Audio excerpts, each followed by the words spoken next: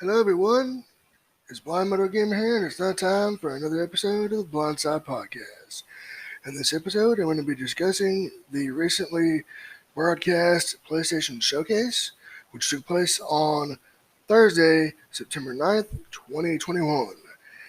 I'm going to discuss what games I liked, what games I did not expect, what I'm hoping as far as accessibility, and I'm going to discuss what I think will be happening as far as some of the new titles in terms of ratings and what features I think might be in these titles.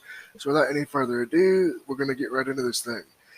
The titles that struck me the most were Project Eve, Marvel's Wolverine, Spider-Man 2, the new God of War Ragnarock, and the Forspoken. That really was awesome. And I'm going to kick it off with Project Eve. I think Project Eve reminds me a lot of a cross between Devil May Cry and Bloodborne in a way.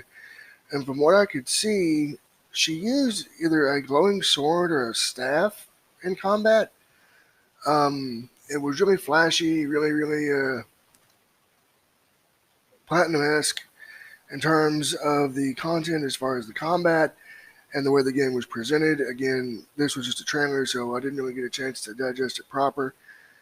Now, as for platforms, there was no platforms really related to it. I think it might be a PS5 game. I wouldn't be surprised. Uh, as for what else really excited me aside from Project Eve, I mentioned Wolverine. That was just a reveal trailer, just a quick little tease of Logan in his flannel shirt at the bar having a drink, and then the titanium claws come out, and then the Marvel's Wolverine comes up. That will be a PS5 title, and I don't see that coming until 2024 or 2025 because they're working on the next game that I'm going to discuss, which is Spider-Man 2. That's going to be, from what I've gathered, a single-player experience featuring Peter Parker and Miles Morales. Um, Now, I'm wondering if you'll be able to select the character before each mission, or if they'll be intertwined and just be swapped throughout the missions accordingly. Again, that's only going to be a PS5 title, and it's going to be coming out in 2023. So what I'm thinking they're going to do is they're going to work on Spider-Man 2 first, get that in the can, and then get Wolverine done. Now, when I heard the voices in the trailer of Spider-Man 2, I was like, oh my god, who's that? Um, it was Craven the Hunter. I don't know who's voicing him, but when I heard Venom's voice, and I'm like, oh my god, that is so cool. Venom's going to be in. So I'm like thinking, who in the world, who in the hell could be voicing Venom? Turns out it's going to be Tony Todd who voiced Candyman. So that's going to be pretty cool to see his take on the Venom character and that role within that universe. Now, Forspoken, that was looked kind of cool, but I'm going to be honest, I'm going to be reserved on that one until um, I get it in my hands and I get to play it for myself whenever that's going to be. The same with anything that I'm talking about today. As for the PlayStation Showcase, let's see here. What other games really tickled my interest and really got me going? Ghostwire Tokyo was shown. That was insane. It was nuts. Then you had, of course, Gran Turismo 7. Not a big racing fan, so that didn't really pique my interest. But boy, when they brought out God of War, the main event, I'm like, oh, no. So apparently, according to this trailer, Atreus is pretty much a preteen now. He's grown up. He wants to find out what his destiny is, and he wants to go to war with all these gods and just fight. And I think that it's going to be insane. I think it's going to be crazy. I think it's going to be awesome. There was no release date, so we still have some time to wait. They're probably waiting for the release date, probably to reveal it when it gets a little closer to time. And I don't blame them there because it makes sense with the way the world is now. Just to kind of hold off on that and then give that information at the correct time when it's going to be or close to being released. Now, Next, I'm going to discuss what I think will be done as far as accessibility for these titles. Now, you're probably thinking, oh my god, why are you talking about accessibility, Blind Little Gamer? You're such a nerd when it comes to that stuff. You're such a geek. Well, let me explain. I am very big on accessibility in gaming, and any game that can be accessible and any game that can be made available to more players, I think is a good thing. I think that um, that is a good thing as far as reaching more people, reaching more of a broader player base, and it makes the developers more money because more people will buy the game. So, okay, I'm going to kick it off with Project Eve. And that, I think they could do a lot with accessibility in that game, either by design or have features. Um, I don't know, what they're going to, one thing I think they could do, I know this is going to, if this is like a Bloodborne type game, all the purists are going to hate me for this. They could have maybe a difficulty scale slider to where you can have some sort of combat assistance. Don't make it too easy, but don't make it punishingly, crushingly hard either, where one hit, one kill. When you get one or two shotted by an enemy and you're dead, boom.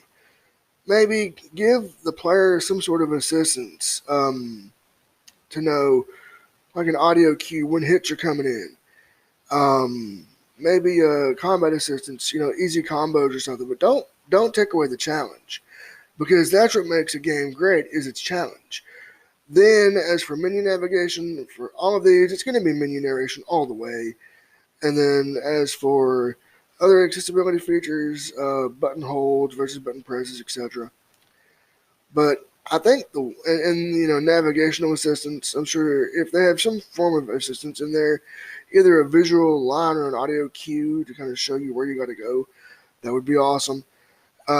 As for the Wolverine game, again, we don't know anything about that. It's probably not going to come out to 2025.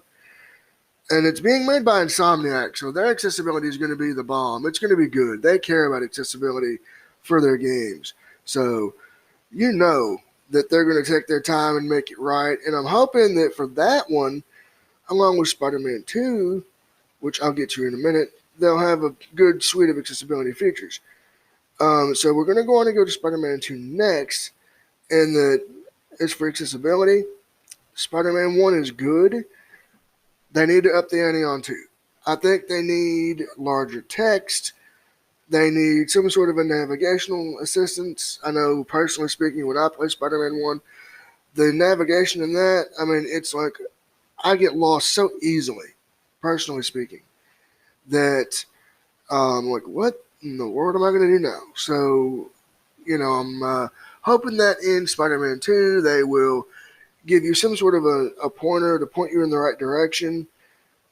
Be it a line dot thing or maybe an audio cue, or they could just straight up do TMOU2 where you would click the left stick and do and it'll just point you in the direction of where you got to go. That would be awesome. Then let's see, combat assistance. I think he's going to have some metal arms to finish off foes now. So if they're going to go with the metal arms and he gets arm blades, I don't know if he's going to get arm blades or not.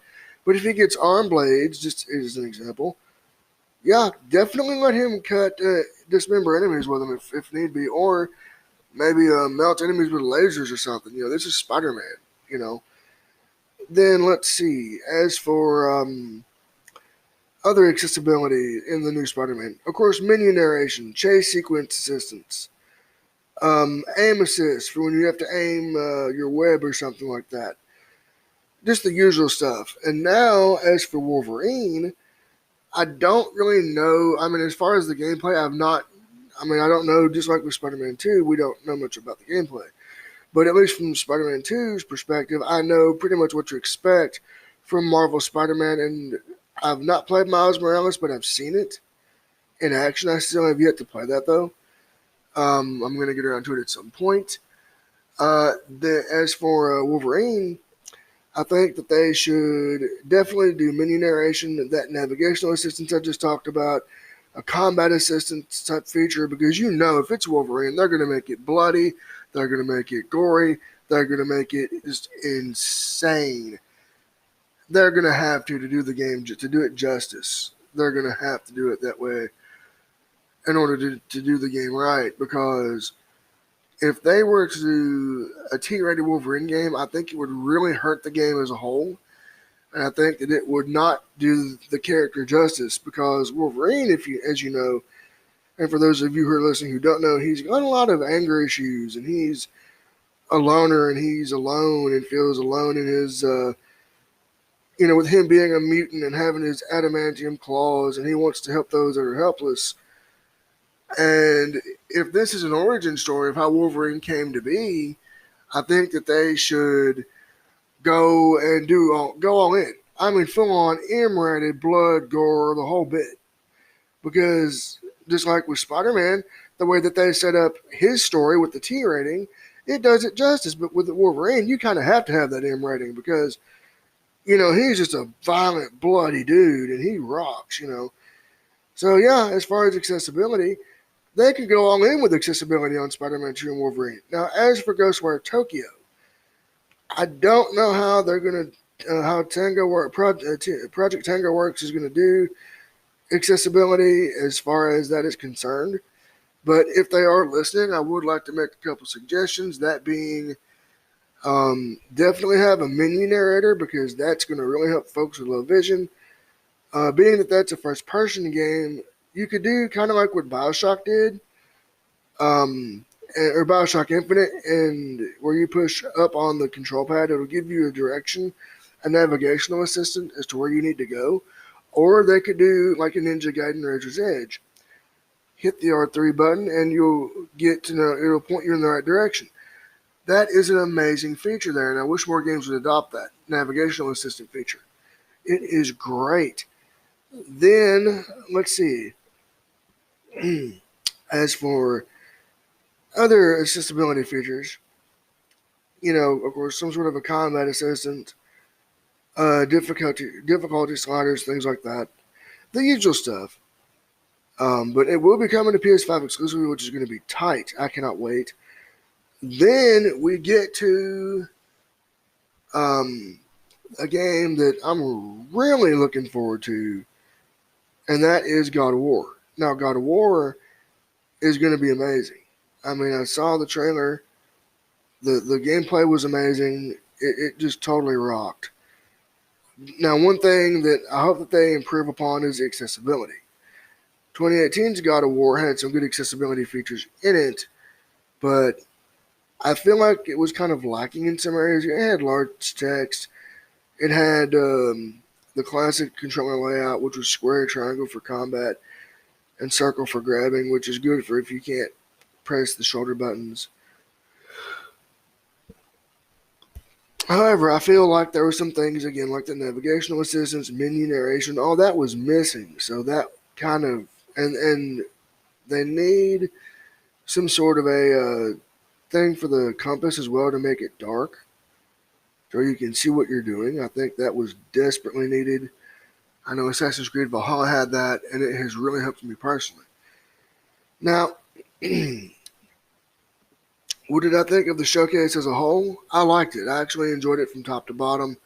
It was a good event. Very good stuff. As for, Forspoken. I almost forgot about Forspoken. Again, usually the same accessibility would apply to this game as well. Menu narration, combat assistance, some sort of a navigator assistant. But I'm really intrigued just to see how the combat's going to work in all these games, how that's going to work, and how all of that will be portrayed in these upcoming titles. Now, as for my thoughts as a whole on the showcase, I loved it. I really enjoyed the showcase.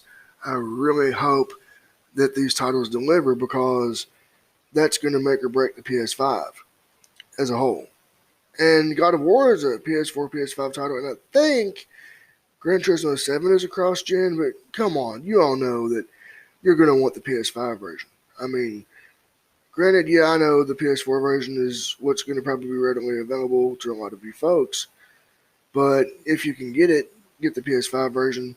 It'll have better visuals, faster load times, etc., etc., etc. So, in conclusion, I would like to say that this year's PlayStation Showcase was great. And when I get to play these awesome new games, I'll be back and I will give you all my accessibility take on them and all that good stuff. And before I wrap up, I do want to say that if you want to see or hear more episodes, be sure to follow me on Spotify, and you can follow me on Anchor, Google Podcasts, Radio Public, Breaker, Podcast, Pocket Cast, Overcaster, and TuneIn Radio. Until next time, I've been your host, Blind Motor Gamer, saying so long, everyone, and peace out.